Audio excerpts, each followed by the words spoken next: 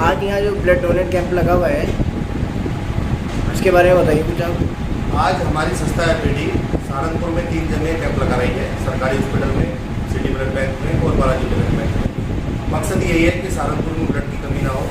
जिस तरीके से सहारनपुर में डेंगू पैर पसार रहा है, हमारी पूरी टीम एफबीडी समय समय पर जब भी किसी को प्लेट्स की जरूरत पड़ती है तो हमारी टीम मेंबर रात को 12 बजे भी उनको प्लेट्स अवेलेबल करा रही हैं। इसी चीज़ को ध्यान में रखते हुए हमारी संस्था ने आज सहारनपुर में 3 जगह ब्लड बैंक लगाई है और सहारनपुर में ब्लड की कमी ना हो, हमारी पूरी टीम इसी कार्य को ध्यान में रखते हुए पूरी टीम ब्लड की तरफ ध्यान दे रही है कि कहीं भी ब्लड की कमी ना हो। और टारगेट यही है कि कोई किसी भी सूरत में कोई ब्लड की कमी से किसी भी व्यक्ति की मृत्यु ना हो। अच्छा, आज का टारगेट कितना है आपका, कितना ब्लड इकट्ठा हो देखो, हमारा टारगेट जो है करीब तीनों ब्लड बैंक में 200 यूनिट का है, करीब 600 यूनिट हमारा टारगेट है।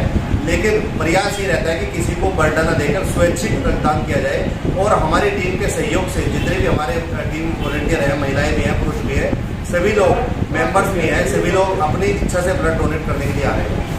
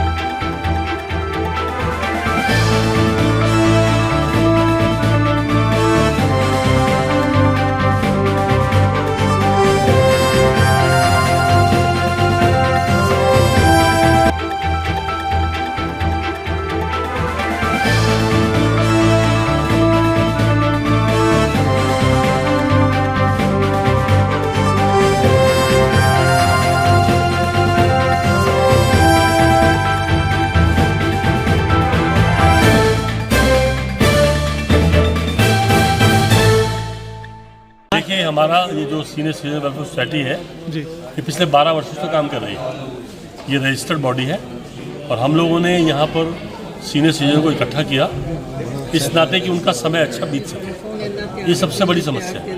12 वर्ष पहले इस सोच को लेकर हम लोग आगे बढ़े थे और आज ईश्वर की कृपा से सहारनपुर में आज करीब 1200-1400 मेंबर सहारनपुर में हैं, शामली में मेंबर्स हैं, मुजफ्फरनगर के हमारे लोग ये खड़े हुए हैं, इनके यहाँ मेंबर्स हैं और देवबंद में पूरी विंग हमारी खड़ी हो चुकी है। उत्तराखंड में हम लोग पहले से काम कर रहे हैं। लक्ष्य वही है हमारा, क्योंकि सबसे बड़ी समस्या रहती है, जैसा कि हमने आज फिल्म में भी दिखाया, एक बहुत बड़ा बच्चे आजकल बाहर चले जाते हैं, माँ बाप अकेले रह जाते हैं, उनके पास समय बिताने के लिए समय नहीं होता। ये बच्चे होते भी हैं तो वो सुन नहीं पाते क्योंकि अपने आप में वो व्यस्त होते हैं, पड़ोसी लोग भी, समाज भी वक्त उन्हें नहीं दे पाता।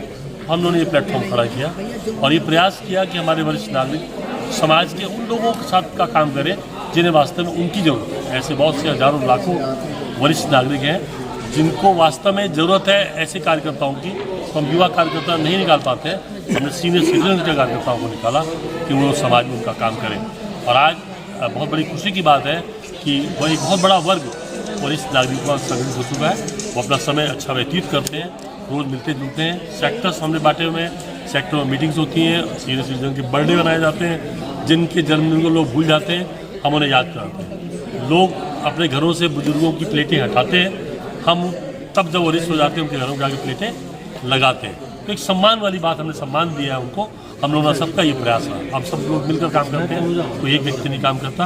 और आज जिस तरीके से आपने देखा एक विशाल समूह यहाँ था, ये सहारनपुर था। हमारा प्रयास है कि आप लोगों को जानकारी है, भारतीय जनता पार्टी ने भी मुझे वरिष्ठ नागरिक प्रकोष्ठ का पूरे उत्तर प्रदेश का संयोजक बनाया। और उनका ये कहना था माननीय अध्यक्ष जी कि जो कंसेप्ट को लेकर आप सहारनपुर में काम कर रहे हैं, इस कंसेप्ट को लेकर पूरे उत्तर प्रदेश में इसको फैलाएं, जिससे वो वर्ग जिसकी आबादी आज भी 15.5 करोड़ है हिंदुस्तान में, 15.5 करोड़ की आबादी हिंदुस्तान में है और दिन प्रतिदिन बढ़ती जा रही है, क्योंकि लोगों की हेल्थ अच्छी होती जा रही है। तो इतना बड़ा वर्ग यदि अछूता है उनको कोई नहीं देख रहा।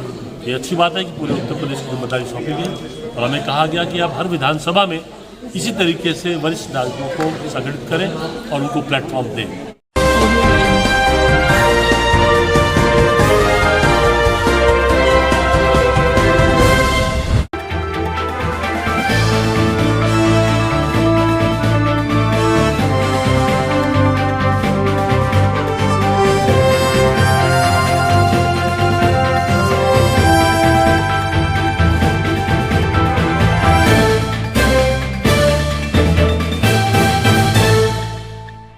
आज हम जिलाधिकारी महोदय से अपना दर्द और अपनी व्यथा सुनाने आए हैं, क्योंकि हमारे एक प्रधान कुछ दिनों पहले एक सेक्रेटरी के द्वारा उत्पीड़ित होने पर मृत्यु हो गई थी। और उस विषय में हमने पूरी भागदौड़ की, डीएम साहब से बातचीत की। कहाँ का मामला था ये गांव दैदनूर है, गंगोम पड़ता है, जहाँ पे डीएम साहब से मिले, सीडीओ साहब से मिले, डीपीआरओ साहब से मिले, लेकिन किसी अधिकारी ने कोई कार्रवाई करने का काम नहीं किया। उसके बाद हमने कोर्ट की शरण लेने का काम किया और जब कोर्ट की शरण ली तो कोर्ट से हमें एक आदेश प्राप्त हुआ जिसमें SC/ST एक्ट और 302 धारा के तहत कार्रवाई करने का उसमें आदेश दिया गया। लेकिन अफसोस की बात है, अब तक किसी अधिकारी के कान पे जूं रेंगने का काम नहीं हुआ कि उस आदेश को माना जाए। क्या कोर्ट के आदेश भी अब मानने योग्य नहीं रहे? दूसरी तरफ प्रशासक काल में जिन सेक्रेटरी और पंचायती राज के अधिकारियों ने घोटाला करने का काम किया, उनके खिलाफ भी हम लोगों ने मांग की थी। कोई कार्रवाई होने का काम नहीं हो रहा है।